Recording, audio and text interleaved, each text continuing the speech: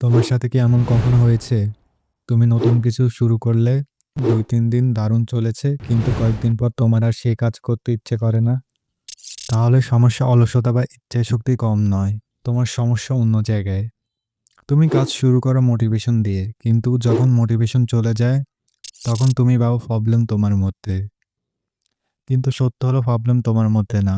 Problem হলো তুমি ভুল জিনিসের উপর ভরসা করে আছো।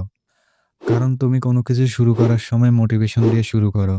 তোমার কাছে সবকিছু এক্সাইটিং লাগে। তখন তোমার ডোপামিন হাই থাকে।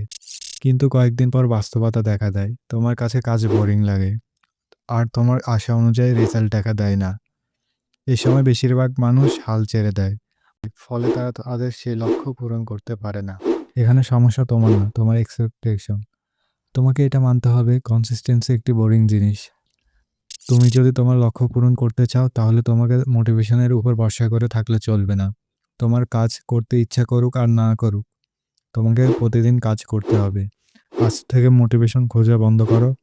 নিজের জন্য একটা সিস্টেম বানাও, একটা ছোট কাজ ঠিক করো যা তুমি প্রতিদিন করবে, ইচ্ছা থাকুক বা না থাকুক।